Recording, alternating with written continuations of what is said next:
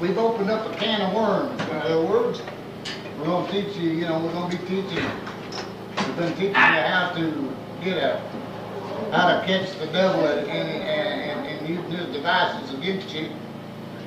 And so, we're learning about the master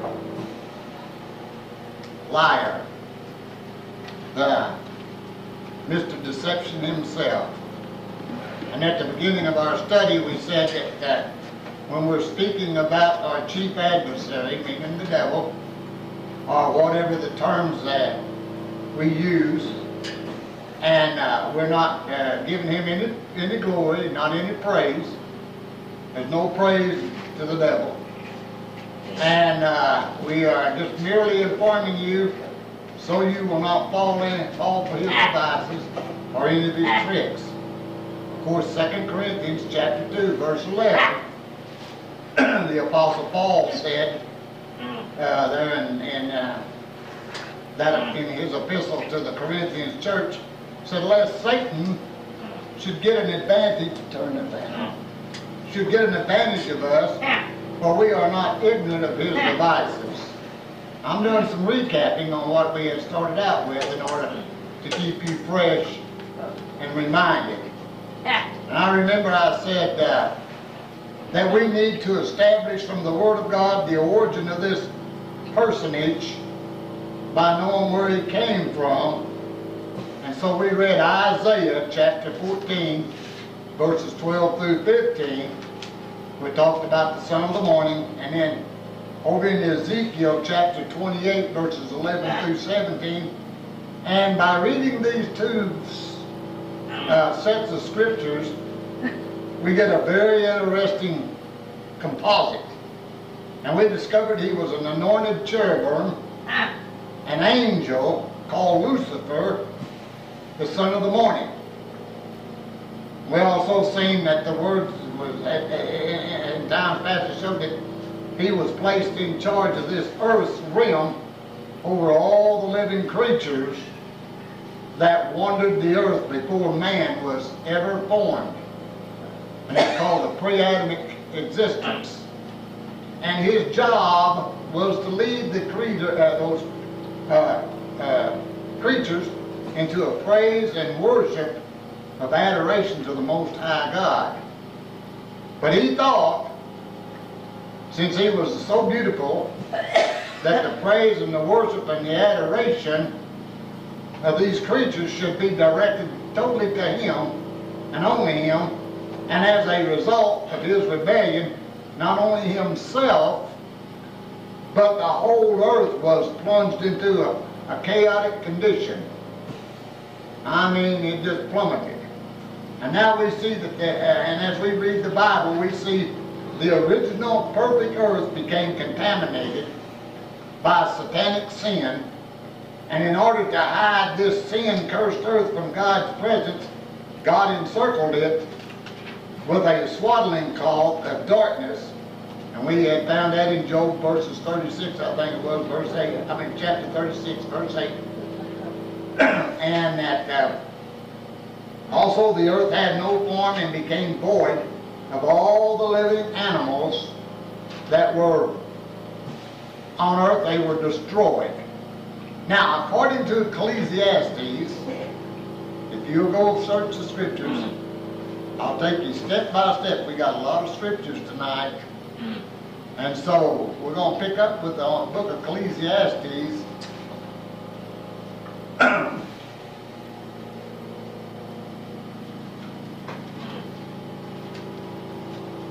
we're going to look at chapter 3, verse 21. I'll tell you what, let's just back up to verse 18 and read verses 18 through 21. I said in mine heart concerning the estate of the sons of men, that God might manifest them, and that they might see that they themselves are beasts.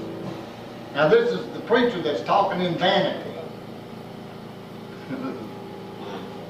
I mean, they act like beasts, they talk like beasts, and they and they run the earth like beasts. And this is what he was actually saying. For that which befalleth the sons of men befalleth beasts. I mean, men die, the beasts die.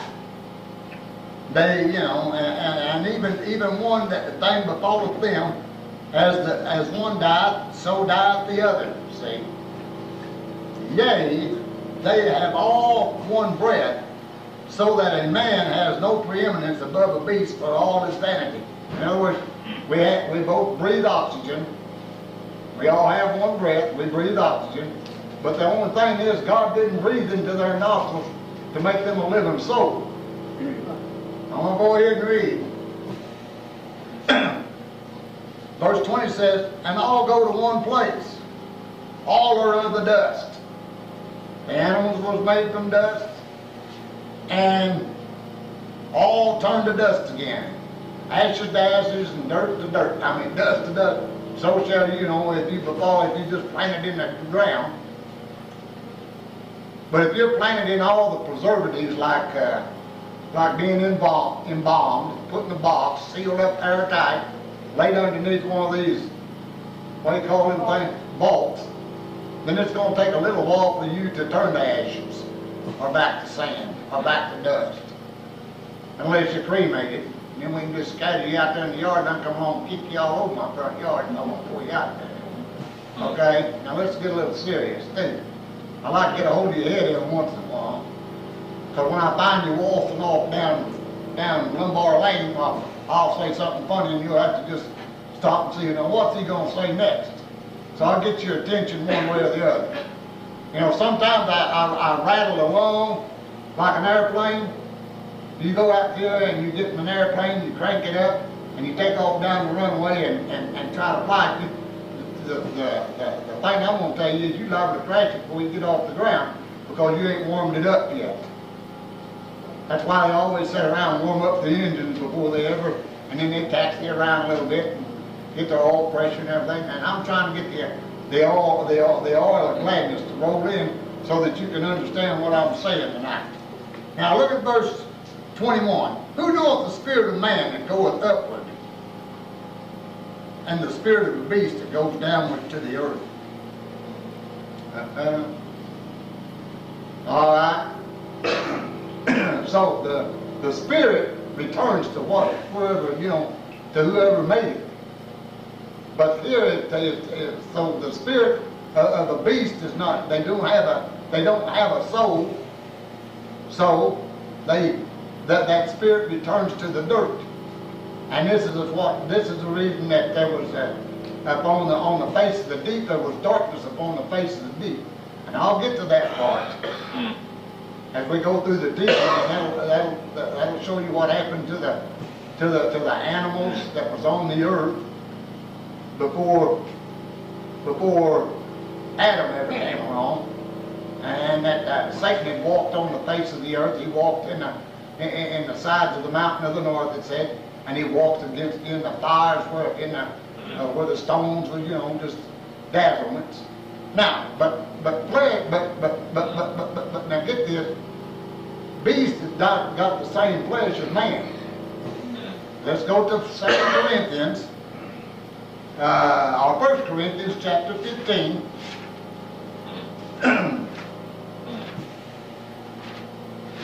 1 Corinthians chapter 15.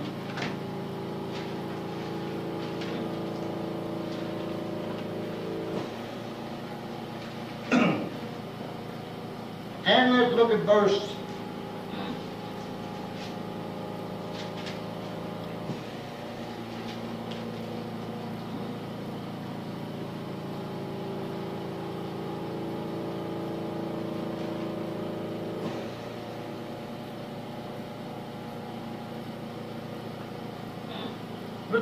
37 through 39.